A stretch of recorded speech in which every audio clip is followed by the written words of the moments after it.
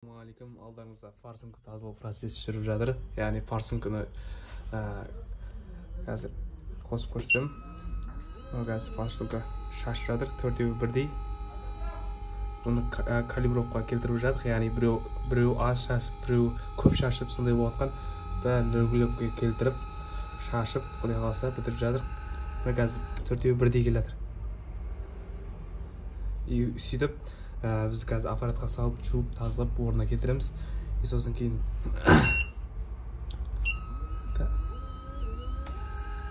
туристіп шашады. Екінші положение қосып көрейік. Мынау мысалы от алып тұрған кезде шашып жатқан түрі. Қарап тұрсаңыздар, төртеуі де бірдей. Өстіп регулировка келтіріп, яғни калибровка төртеуін де бірдей шашатын қылып, тазалап, жуып беретін боламыз клиенттерге.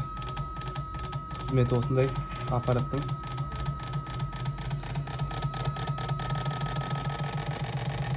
Үлкен абортта істеп жатқан орташа